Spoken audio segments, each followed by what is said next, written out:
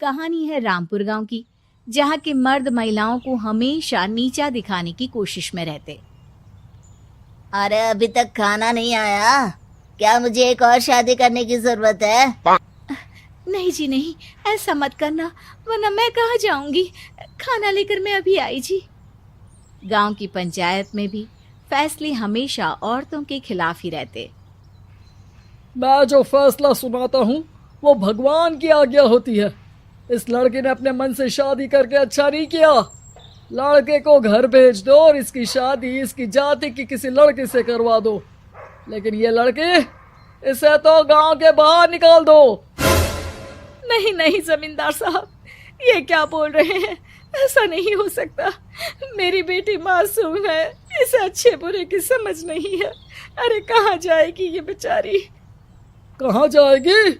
इतनी चिंता है तो पूरे परिवार का गांव निकाला कर देते हैं।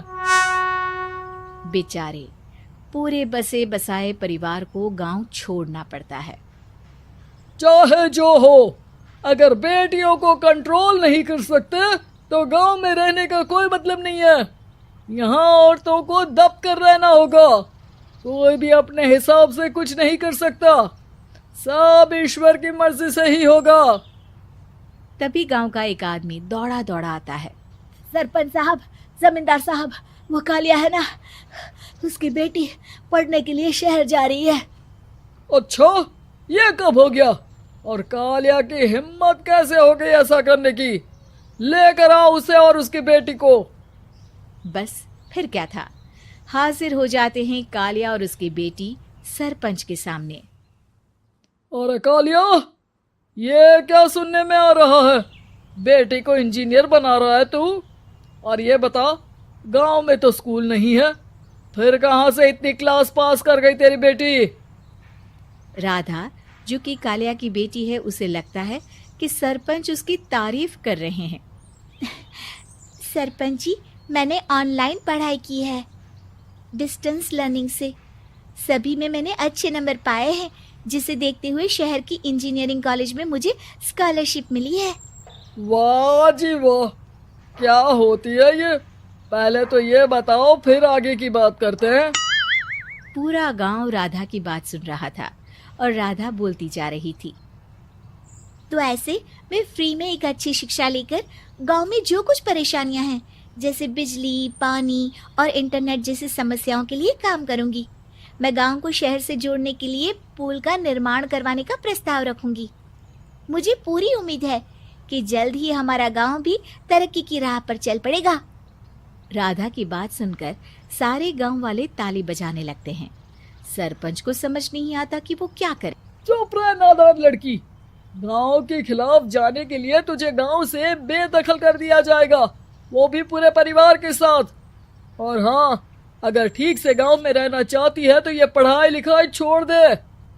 हम तेरे लिए गांव का कोई होनहार लड़का देखेंगे। तभी गांव का एक आदमी बोल पड़ता है। अरे नहीं नहीं सरपंच जी, राधा बिटिया जो बता रही है, अगर वैसा हो जाए तो हम लोगों को पैसा कमाने के लिए बाहर नहीं जाना पड़ेगा।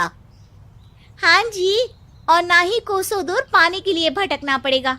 हमारे बच्चे भी अच्छी पढ़ाई कर सकेंगे और आगे बढ़ेंगे, ना कि हमारी तरह खेती करते बैठेंगे।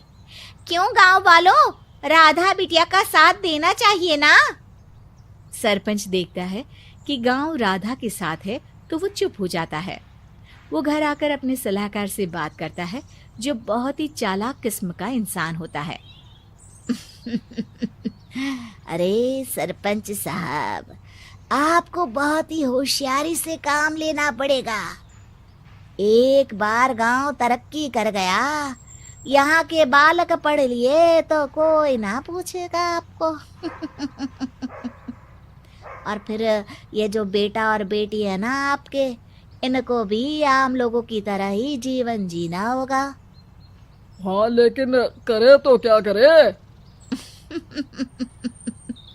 वो ना आप मुझ पर छोड़ दीजिए, बस मैं जैसा बोलूं करते जाइए।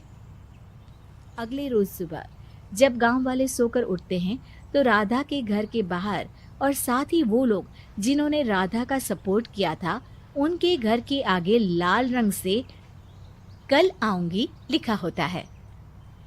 कल आऊंगी, यह क्या होता है? अरे यह तो खून से लिखा है, लगता है कोई भूत प्रेत या चुड़ैल का साया है। चलो सरपंच जी के पास चलते हैं। सभी सरपंच के पास जाकर उसे सारी बात बताते हैं। अरे ये तो बड़ी मुश्किल की बात है। चलो मैं एक बाबा को जानता हूँ, उन्हें बुला लेता हूँ। सरपंच बाबा को लेकर गांव के घर के बाहर जाता है। ओहो, तो ये वो चुड़ैल है जो उन लोगों को निशाना बनाते हैं जो गांव को बदलने का सपना देखते हैं। वो गांव को ऐसे ही संपन्न देखना चाहती है, वो नहीं चाहती कि कोई बाहरी यहाँ का कायाकल्प करे। क्या तुम लोगों में से किसी ने गांव को बदलने की सोच रखी है? तभी राधा की माँ रोते रोते आती है। मेरी राधा घर से गायब हो गई है। अरे कोई तो बचाओ, मेरी बच्ची कहाँ गई?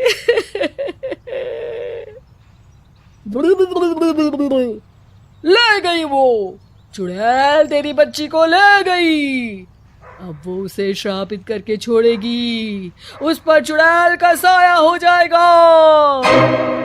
तभी बुरी सी हालत में राधा भी वहां आ जाती है। उसके बाल चुड़ैल की तरह फैले होते हैं और कपड़ों में खून लगा होता है। सभी राधा को देखकर डर जाते हैं। माँ, पता नहीं मुझे कौन उठा कर ले गया था। अरे दूर दूर हो जा चुड़ैल, अब हम लोग इस गांव में नहीं रुकेंगे। अरे कैसे बातें कर रहे हैं आप? कल तो आप मेरे भरोसे गांव का हुलिया बदलने, अपने बच्चों को पढ़ाने और तरक्की उन्नति की बात कर रहे थे, तो आज क्या हो गया आपको? ये फिर तुम लोगों को बहकाएगी। ये चुड़ैल गांव में आ चुकी है, ऐसे ही ये तुम्हारे घर के बच्चों को भी ले जाएगी। गांव वाले राधा को गांव से बाहर निकाल देते हैं। उसके माँ बाप रोते रहते हैं, लेकिन गांव वाले नहीं मानते। मैं भी अपनी बहन के साथ गांव के बाहर रहूंगा, लेकिन वो पढ़ाई नहीं छोड़ेगी। वहीं सरपंच के घर पर सलाहकार कहता है। देखा, सांप भी मर गया और लाठी भी नहीं टूटी। लेकिन अगले ही दिन सरपंच के घर के बाहर भी वही शब्द लिखे होते हैं। और फिर सरपंच की बीवी कहती है, हमारी बेटी को किसी ने अगवा कर लिया है। तभी राधा का भाई वहां आ जाता है। अरे गांव वालों, मैंने सरपंच जी की बेटी को देखा था। वो चुड़ैल उसे उठाकर ले जा रही थी। अरे क्या मजाक कर रहे हो? नहीं नहीं सरपंच जी, आप नहीं जानते। वो चुड़ैल अब आपकी बेटी में आ जाएगी, जैसे राधा के अंदर आ गई थी। तभी सरपंच की बेटी वैसी ही हालत में वहां आती है जैसे राधा आई थी। पापा, पता नहीं कैसे मैं गायब हो गई थी। चुड़ैल, इसके अंदर भी चुड़ैल का साया है, मारो इसे। अरे नहीं नहीं, इसे भी राधा के पास गांव के बाहर ही भेज दो।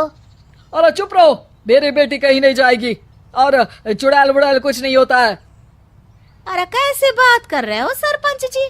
आप तो बोल रहे थे कि आपका फैसला भगवान का ज्ञान होता है, तो अपने पर बात आई तो अब आप ऐसे बोल रहे हैं। अरे ना ना ना, आपको अपनी बेटी को त्यागना ही होगा। अरे बुलाओ बाबा को। राधा का भाई बाबा को ले आता है, जिसे अब गांव वालों के डर के कारण सच बोलना पड़ता है। मैं कोई बाबा नहीं हूँ, मैं तो मोची था। ये सलाहकार महोदय ने मुझे कहा था एक्टिंग करने को। अब वो मुझे पैसे देने वाले हैं। अब मुझे माफ कर दो। गलती हो गई, मुझे माफ कर दो। तभी वहां राधा आ जाती है। देखा सरपंच जी, जब गांव के बच्चे साक्षर होंगे तो आप जैसे लोगों की चालाकी नहीं चलेगी।